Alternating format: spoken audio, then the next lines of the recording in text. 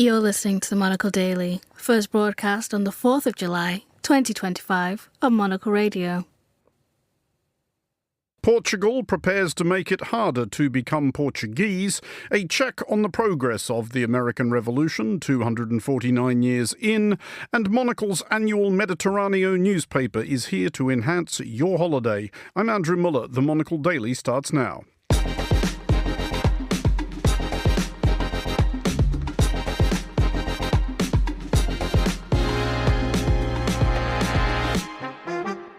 Hello and welcome to the Monocle Daily, coming to you from our studios here at Midori House in London. I'm Andrew Muller. My in-house guests Ed Stocker, Mary Fitzgerald, Carlotta Rebello, Chris Chermak, Laura Kramer and Chloe Lake will discuss the day's big stories, and we'll have our weekly reflection on what we've learned since this time last week. Stay tuned, all that and more coming up right here on the Monocle Daily.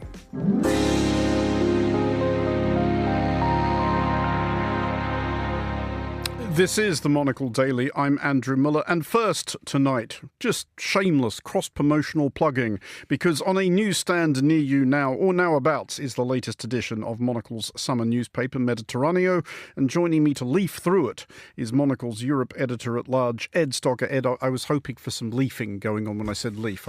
There it is. How's that? Yeah, not bad. It's actually here, is our point. It's actually here. It's an actual proper newspaper, but physical product. Beyond actual proper newspaper, how would you explain Mediterraneo to listeners who unfathomably may never have run across it?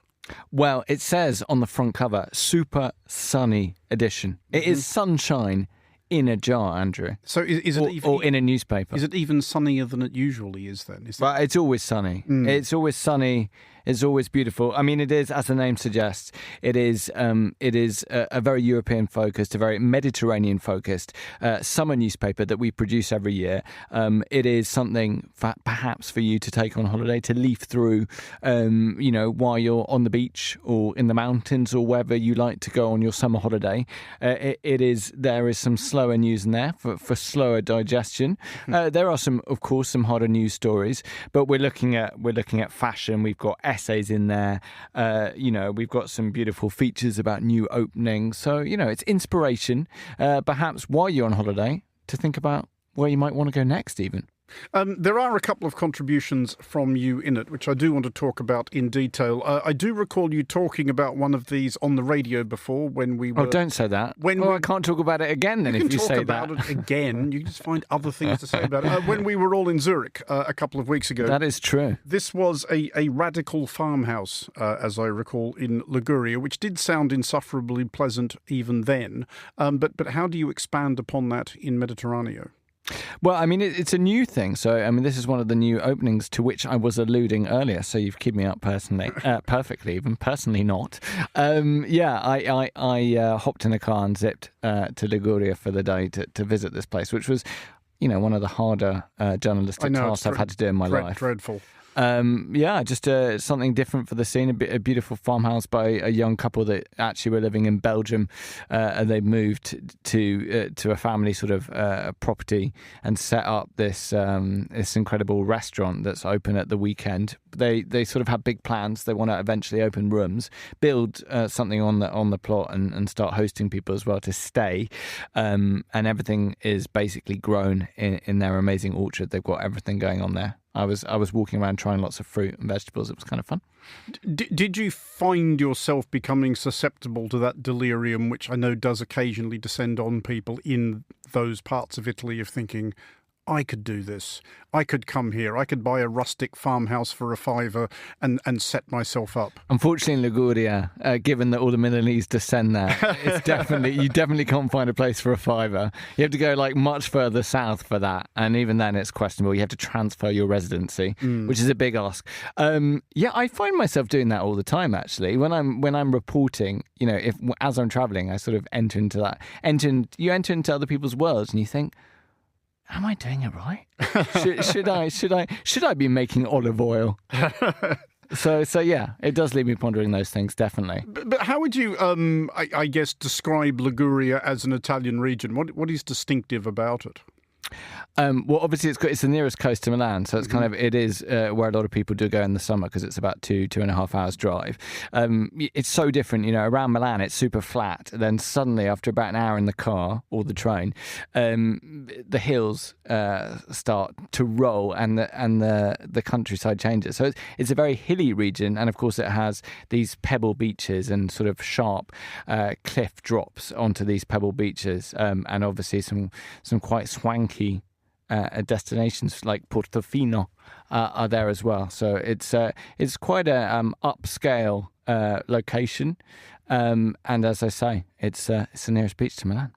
You have also been writing about France, or have you? Because you've been writing about Corsica. Ooh, getting into the thick of it. Wow. I was queuing the story up there. Being controversial exactly. already. Because you are writing in particular about that sentiment still at large on Corsica, which wishes it wasn't part of France. Weirdly, well, yes and no. Yes and no. Weirdly, this came up, or something similar came up on a daily earlier this week, in which I was discussing my sentimental fondness for obscurantist liberation movements. So how big a thing is Corsican militant secessionism these days? Well, yeah, obviously not as big as it used to be. The violence is nothing like it was 20, 30 years ago. Back in the 90s, it sort of peaked, didn't it? So it's shifted, really. The mainstream, the Corsican mainstream is more for autonomy, as in greater powers, devolved powers for the island of Corsica. There is a very still small fraction that's looking for full-on independence, but that is definitely not part of the political mainstream anymore. Nevertheless, what is happening in Corsica, even though it bubbles away in the background to a certain extent, there was some unrest when a Corsican nationalist was killed in prison or died after a beating in prison subsequently back in 2022. That kind of caused the issue of the status of Corsica to rear its head again, and it's something that Emmanuel Macron has been trying to deal with. And the reason it's complicated, of course, is there are other regions in France that potentially want more autonomy, and of course it's not uniquely a French problem. Look at Spain. We all know about Catalonia. So it's difficult. It's difficult because it could open floodgates for more regions, both within France and further afield, to sort of ask for more things. But it is heading towards this autonomy for Corsica is heading towards a vote potentially later this year. Well, just finally then, before you leave the studio and head back to the realm that Mediterraneo is covering, what does the rest of the summer hold for you? What will you be doing once you get back there? Trying to survive the extreme heat. No, it's been, as you know, it's been really hot. It's been like 35, 36 in Milan, but that's dipping down.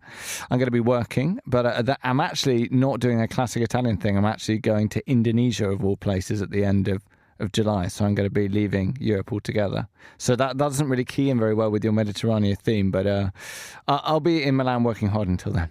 Okay, well, and maybe next year we do a Pacifico newspaper. Ed Stocker, Monocle's Europe editor-at-large, thanks for joining us. More on the Mediterranean newspaper in just a moment. You're listening to The Daily.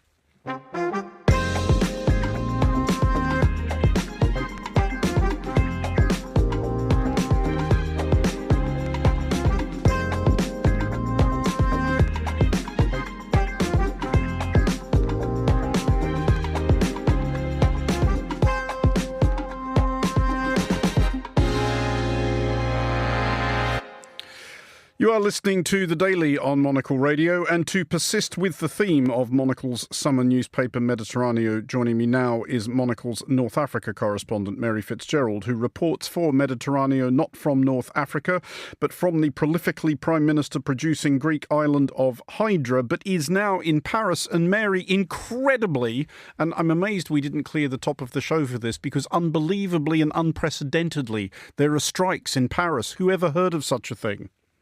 Who would have thought? Still trying to come to terms with it. Yes, I got caught up in the snarl of air traffic controller strikes here In France, I was coming from London, and flight was cancelled, and I can't get a train home to Marseille until tomorrow morning. All the trains south are packed, so it's been quite a snarl up. A lot of frustrated people in airports and train stations in France today. And there are, of course, many worse places in the world to be stuck for a couple of days. And we can, of course, suggest to anybody who is that reading Mediterraneo might pass an amount of that time, some of which they could spend reading.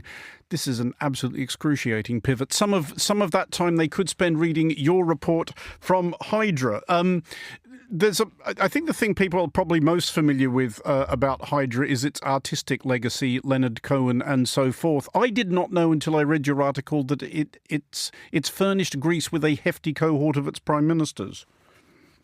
Indeed, it's quite extraordinary. The island that the Greeks pronounce it Hydra really occupies a very interesting place in the Greek imagination. As you said, it actually produced 5 prime ministers, the first president of the Second Hellenic Republic. And, if you've been to Hydra, it's a tiny island. Its population is 2,000 people. It's a rocky outcrop, about an hour and a half sail from Piraeus. So it's really quite extraordinary. I mean, Hydra was punching above its weight, we can say, long before that became an expression. And also it was, it has this very rich history of having this merchant naval fleet, very active during the Napoleonic Wars. It ran blockades in Marseille and other Mediterranean ports. So it really has this very, very colorful history. And that is before, as you said, it became known in Europe, in the US and elsewhere for that extraordinary literary heritage and cultural heritage, because so many writers, artists and musicians flocked there, particularly in the 50s and 60s. What's it like now, though? Because conventional wisdom has it that each of the Greek islands has a particular characteristic which attracts a particular sort of tourist. Who goes there now? Well, I've always been struck by, I mentioned it in my piece of Mediterraneo, Greeks always love to ask people, what's your favorite Greek island? And mine has long been Hydra. And when I say that, they go, and you kind of wistful expression on their face, because for Greeks, before those writers and artists and creatives started coming from Europe and the US, it was where Greek artists and creatives converged. So it really, there's kind of a very interesting idea of Hydra amongst Greeks. So today it's very popular. Popular is the wrong word. It's somewhere that Greeks like to go to. It's very different. I mean, one of the reasons I think a lot of people love Hydra is that it's all those who are more interested in, going to Mykonos or Santorini, etc., particularly to party. They bypass Hydra because, frankly, Hydra has nothing for them. This is an island where motor traffic has always been banned. To get around, you either walk or you take a mule. Even bikes, push bikes, are not allowed. So it has a very particular energy, very particular atmosphere, and a very laid-back, unique rhythm of its own. And there's not a whole lot to do on Hydra. You swim, you hike, you go to some of the exhibitions that are on, particularly during the summer, and that's pretty much it. But that's what people love. That's why people love Hydra. Well, among the people you spoke to were the mayor, George Koukadakis. This is him discussing the island's housing shortages and what he would like to see from those foreign arrivals. Whoever comes here just buying a house and not using it, or using it for financial purposes, to rent it over through Airbnb platforms or whatever, this is not what we want. We want people to enrich our local society, to become members of our local society. And this is a profit for the island. On the other way around, it's not a profit. It's a serious challenge, because not only the anthropogeography of the island is changing, but by depriving a house, a unique house, because every house is unique here. As long as we are not able to build a new one, every house is a unique property. If you deprive this from local society or the society as a whole, this is an issue. We are not able to host teachers, doctors, policemen, port policemen, or what, and so on and so forth. As long as Hydra, and given that the fact that Hydra is a unique place, well protected by Greek archaeological law, this is a challenge. In the name of free market economics, we are not able to do that. We are not able to do anything. Even Greece, it's not a central government, is not able to do that. But what we are asking for people who are coming here and buying a property, having financial investment in their mind, to be aware of the needs of local society and protect and respect the needs of local society and the uniqueness of this place. Just coming back to you, Mary, and just picking up on what the mayor was saying there, are there concerns among the islanders that they are clinging on to something that might be vanishing and that they do want to try and preserve for the reasons that the mayor was saying? Very much. I mean, as the mayor just outlined, there are in place limits to over-tourism, mass tourism in Hydra, because they cannot build hotels. They cannot build new homes. They can only renovate existing buildings on the island. So that acts as a natural break. However, as he outlined, the fact that, Hydra has become, quite kind of chic, quite popular. A lot of people have been buying homes there that they use for maybe a few weeks or a couple of months during the year.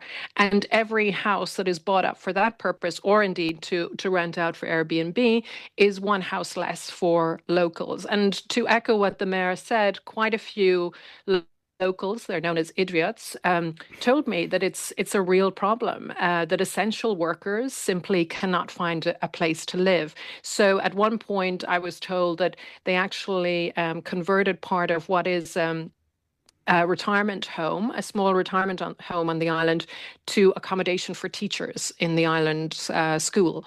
So it's a real challenge. And so the question is, how do they manage that? So it's not about basically lots of tourists coming in and crowding the island. It's simply what's done now with the properties that exist on the island. And, the very real risk that everything that makes Hydra unique, as the mayor said, and special, those things that people come to Hydra to enjoy, to appreciate, and that the risk there is that could be overwhelmed. It's interesting, you mentioned Leonard Cohen earlier, and of course Leonard Cohen in many ways is one of the most famous former residents of Hydra, and he bought a house there in the 60s, and actually it still remains in his family, and his kids are regular visitors. They stay at the house. The mayor told me that Leonard Cohen, he said, became a real Idriot. He bought a place here, he lived in it for extended periods, he became part of the community, and the mayor was saying that's what we want. We want people who engage and not just come in for a few weeks every year. Mary Fitzgerald, Monocle's North Africa correspondent, thanks for joining us. Monocle's Mediterraneo newspaper is out now. You're listening to The Daily.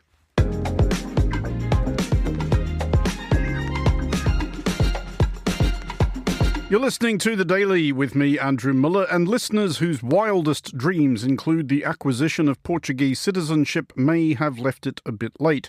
Portugal's parliament has begun debating changes to its immigration and nationality laws, which, if passed, will make Portuguese citizenship significantly more difficult to come by.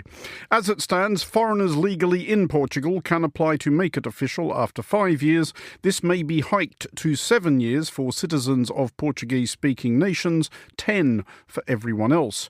Well, joining me now is someone who already has Portuguese citizenship, Carlota Rebelo, Monocle's senior foreign correspondent and executive producer. Carlota, basically, why has this become a thing?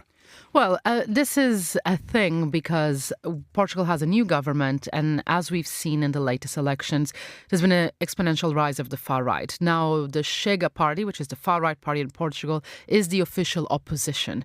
So there's been a shift generally to the right. And as perhaps we've been seeing across Europe, immigration played a big part of that discourse during the campaign. So not saying that Portugal doesn't have some issues like all countries have with immigration, but it was highly inflated, the numbers, the danger that immigration poses and how this should be addressed. This debate over this alteration and change to the citizenship law is a result of that, is a result of centre-right government being in power, with its main opposition being a far-right party. So very much a shift and a pull towards the right, where immigration control seems like the obvious narrative. Is this one of those things, though, where the centre-right government is hoping if we do this, it will cut the far-right off at the knees? Well, I'm not sure if I think we're past that point, if I'm honest. And one of the things that has emerged from the debate today, because they're not just today, this is, of course, one of the main point that's being voted, but there's several other things related to taxes, etc., that are being voted in Parliament as well. And the main outcome that everyone is saying that the voting so far has shown is that the idea of cordon sanitaire around the far right has disappeared. So this idea that, if all other parties vote against it, you don't allow the far right ideas to come in. The citizenship question is a prime example of that. As you mentioned, these changes would push Portugal to have one of the most extreme and most rigorous programs in the EU in order to become a citizen. So you would have to be in Portugal, a resident in Portugal for at least 10 years, with an exception if you are a citizen from the CPLP, that's the Community of Portuguese Language Speaking Countries, our sort of Commonwealth, so Angola, Mozambique, São Tomé, and therefore, where then the requirement would be 7 years. Interestingly, the far-right party says they don't want the exception for the CPLP nations. They want it to be the same for everyone, which is a bit of a sore point for a lot of people in Portugal, because there's, ending colonialism was also a big part of what led to Portugal's revolution and the end of the dictatorship. So the special regime and a special program for CPLP nations in terms of ease of travel between the nations, ease of settling between the nations, has very much been seen as a conquer of our revolution as well. Another interesting thing is that it will now be introduced for people, if they want to apply for Portuguese citizenship, they will have to do a Portuguese language test, and they will have to do a sort of like history, general knowledge test as well, which is something we didn't have until now. Has it generally been the case, though, in Portugal that attitudes to immigrants from the Portuguese-speaking realm, the former Portuguese Empire, have been seen differently to immigrants from beyond it? Yes, it's been different, very much. I don't know if it has to do, for example, with the fact that it's quite a recent history. The colonialism ended in Portugal 50 odd years ago, so it's very much recent history. Almost everyone knows someone or has someone in their family that was born in an overseas territory, which obviously now independent nations. So there's a bit of a different perspective and a bit of a different way of dealing with immigration, which is not even seen as immigration when it comes to the Portuguese-speaking nations. Now, what has changed over the past couple of years has been this rise in the influx of immigrants from particularly Southeast Asia. So Bangladesh, Nepal has seen a rise of immigrants from those countries into Portugal. And it has created this debate, obviously propelled by the far right, of different types of immigrants, which, of course, there's only one way to describe it, which is a bit of a racist discourse, of course.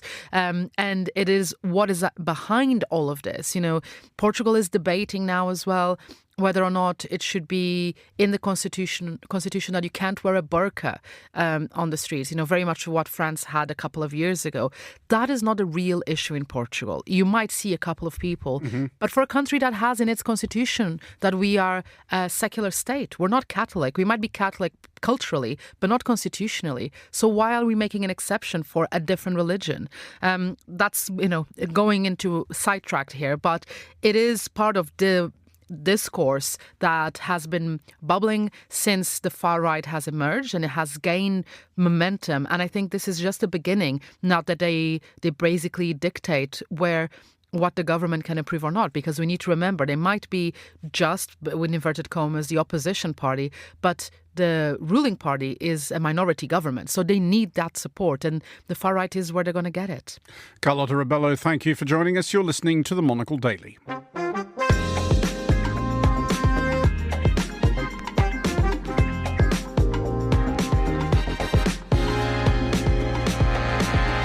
This is The Daily on Monocle Radio with me, Andrew Muller. It is July 4th, which means that it is 249 years since the Second Continental Congress adopted the United States Declaration of Independence, which forswore to overturn the whimsical, impetuous and unjust rule of a mad king who, among other malfeasances, and I quote, made judges dependent on his will alone, sent hither swarms of officers to harass our people, kept among us standing armies without the consent of our legislatures, cut off our trade with all parts of the world, deprived us in many cases of the benefits of trial by jury, transported us beyond seas to be tried for pretended offences, and excited domestic insurrections among us. Good thing nothing like that could ever happen again. It sounds dreadful. Joining me now to reflect on this Independence Day are three Americans abroad: Monocle's senior news editor Chris Chermak, Monocle's digital sub-editor Chloe Lake, and Monocle Radio's senior producer Laura Kramer. Hello to all of you. Hello. That's an eagle impression. That's an eagle impression. I felt it missed some. Listeners, she is doing the flapping wings gestures as well. Well, Laura, first of all, how would you say the revolution is going? Excellent. I don't think anybody can question that, Andrew. I don't know why you'd start with me and with such a silly question. Chris, what do you think? I mean, I'm going to say the same thing. This is meant to be a light ender to the Monocle Daily, Andrew. How dare you put all that stuff into the introduction? This is a wonderful day, July 4th. We love to celebrate. It's about hot dog eating contests, which we've been watching in the run-up to this as well. I mean, that's what American Independence Day is about. And Chloe, how is the whole life, liberty, pursuit of happiness, etc. working out for you? Oh, absolutely wonderful. I think, as all three of us can attest, fireworks, gloriousness. Yeah, good day. This is why we all have drinks, by the way, for this segment, which is appropriate. You know, drowning our sorrows and all of that. I mean, that is technically Mexican. Well, yes, I know. Yes, listeners, they've started early. But Chris, what is it like now being an American abroad? Has it changed? Are you now the object, perhaps, of more pity than blame?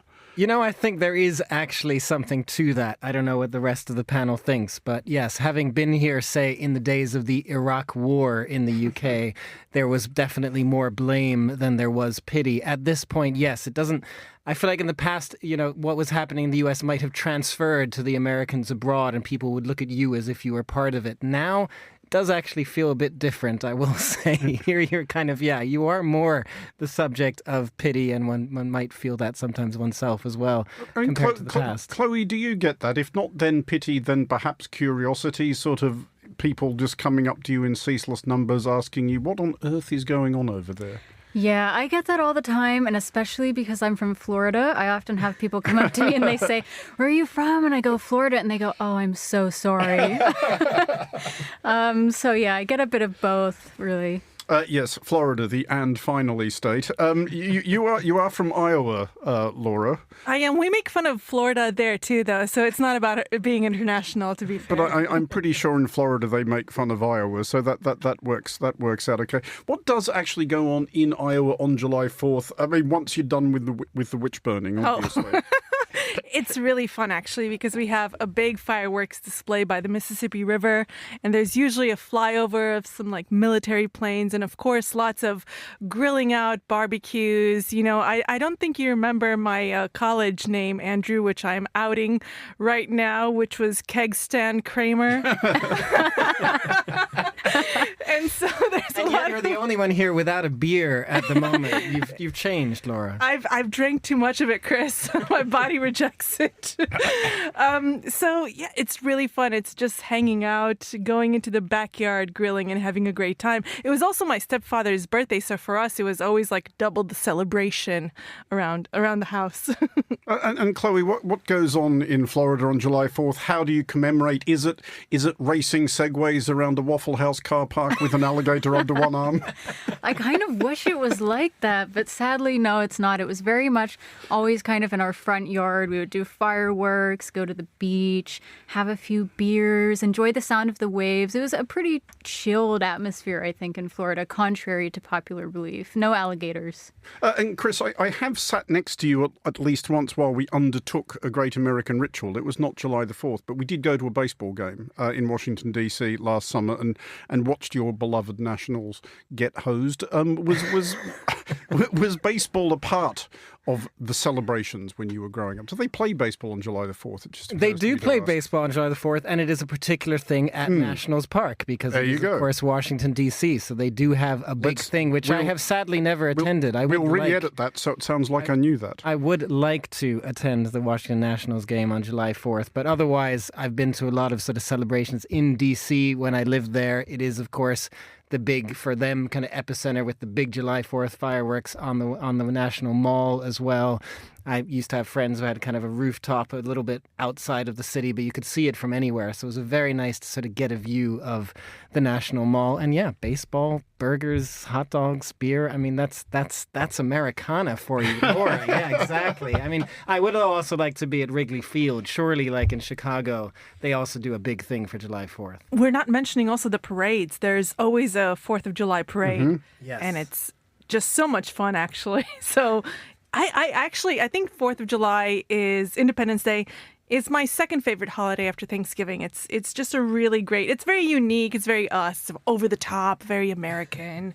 As I cunningly foreshadowed, Chris, in the introduction to this item, it is the 249th Independence Day, which means that next year will be the 250th. And I think we can probably count on President Trump to observe that with his characteristic subtlety. How excruciating... He started out well yesterday. Indeed, he did. How excruciating is this going to get? Look, it'll be interesting to see. Obviously, Donald Trump will do his thing, and I'm sure he is extremely proud that he gets to be the one who is ushering in the 250th anniversary. But to the point of July 4th and what we're doing here, I think what is interesting is it's going to be a celebration around the country. There's going to be so many different events. Donald Trump can't attend all of them. So I think there will be also some moments to just reflect on what the U.S. is in different parts of the country. Not all of it, hopefully, will be about politics. Yes, Donald Trump did his sort of opening the year speech and rally yesterday in Iowa at the Iowa Fair State Grounds. But nonetheless, he tries to turn it into Democrats hating America, Republicans being the bastions of it. But I would like to think that over the next year, there will be a lot of celebrations that are not just about Donald Trump. Just finally, I will go around the table, starting with you, Chloe. Once you've done here, what will you be doing to further your celebrations of July 4th? What does a Floridian, whichever of the two, do when abroad? When abroad, well, funnily enough, tonight I am going up north in the UK, which I feel like is the antithesis to actually celebrating July 4th. But normally I'd be celebrating with a few friends, kind of seeing my parents, just ringing it in with celebration and probably putting on the TV. Yeah. Laura, you already have your Uncle Sam hat on. What else awaits? Well, Andrew, I'm going to go to King George III's residence at Kew Gardens and just egg it, I think. I just really want to get the point across that you don't own us. We are an independent country. And she did all the gestures there as well, listeners. And Chris? I will actually be joining, may I say, a Monocle Radio daily panelist in Tom Rivers, former ABC correspondent, for a little barbecue tomorrow. So I'm going to do the whole Americana thing, barbecue, beer, and hot dogs. Chris Chermak, Chloe Lake and Laura Kramer, thank you for joining us, and a very, very happy Independence Day to all our American listeners, assuming we have any left. You are listening to The Daily.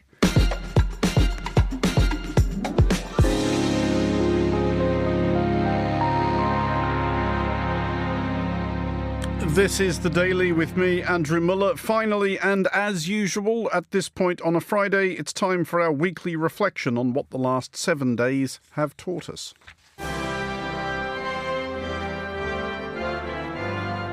We learned this week that the unsolicited arrival of an F-35 belonging to a foreign air force is not always unwelcome. I can't wait to see where this goes. Tell me more. Let's see where this goes.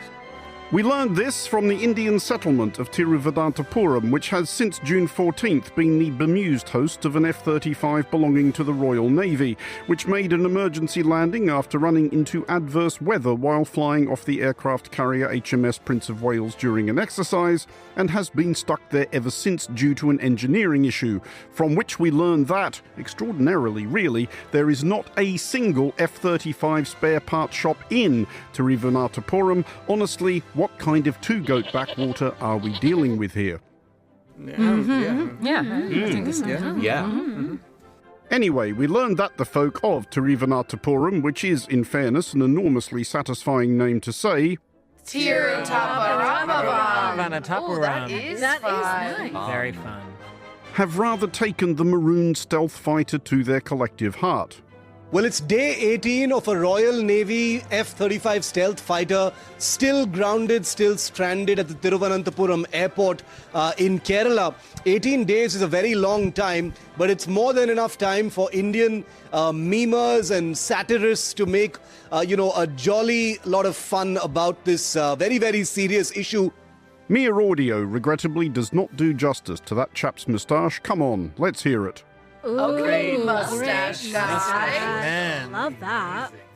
We learned anyway from the guy with the moustache that the tourist authorities in Kerala, the state in which Tiruvananthapuram is situated, had joined in the merriment. They've put this out. I checked. This is not fake. This is an actual social media post by Kerala Tourism where they've got a nice picture of that F-35 and it says, Kerala is such an amazing place. I don't want to leave. Definitely recommend. And you've got those 5 stars there. Now, obviously, Kerala Tourism having a bit of harmless fun.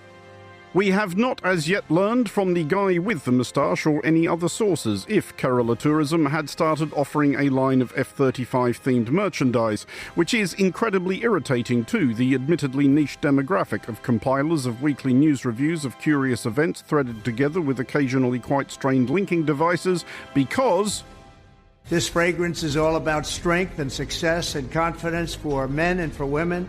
Get yourself a bottle and don't forget to grab one for your loved ones too. They'll thank you and they'll even smell good. we learned that you too can smell like Donald Trump. Oh no. Yes. We learned that the president had found the time between golf to enlarge his range of self-branded fragrances, adding a new variant called Trump Victory, retailing at an extremely reasonable $249, an amount which, to be clear, you might not necessarily have to be irrecoverably half-witted to consider paying. There is both a Trump Victory for men and a Trump Victory for women, and we must duly acknowledge that the possibility does exist that this latter offering isn't merely the same crap in a red box rather than a black one. But we learned Trump Victory has a very clear idea of its ideal wearer, a vision which will now be solemnly read from the actual website copy by Monocle's Aromacology desk chief, Fernando Augusto Pacheco. We learned that Victory for men is for men who lead with strength, confidence, and purpose. This is more than a cologne. It's a celebration of resilience and success. Righto. And we learned that Victory for women is a sophisticated, subtly feminine scent that's your go-to signature for any occasion. And that both come in a bottle with a little gold statue of Trump on it.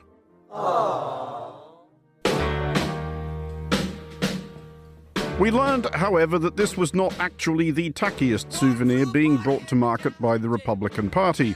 We learned that, not content with erecting a jerry-built migrant detention center in the mosquito swamps of the Florida Everglades, or gloatingly branding it Alligator Alcatraz, pair of online stores are rolling out some Alligator Alcatraz merchandise, and they're both being run by state GOP leaders.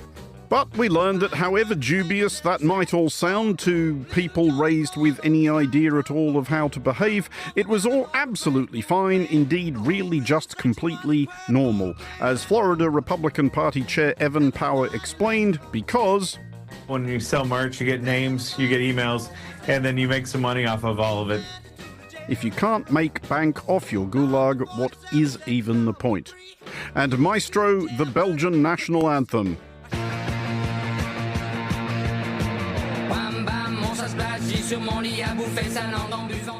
For we learned of disappointment for tourists visiting Brussels, or should we say, more disappointment. Okay, the Groot market is fine, really nice, whatever, but how many waffles can anyone eat, and what is the deal with mayonnaise on chips? We learned that Europe's scorching summer had taken its toll on the Atomium, the 1950s vintage modernist landmark in Brussels, which consists of 9 connected steel spheres, inside which we learned it had become unpleasantly sweltering, to the extent that visiting hours were being curtailed. Aww. We learned via a great many frankly puerile headlines, and can we have a sound effect of a number being dialed as if to evoke someone phoning it in, that a symbol of the nation had been compelled to scale back its schedule because its balls were too hot. Grow up. For Monocle Radio, I'm Andrew Muller.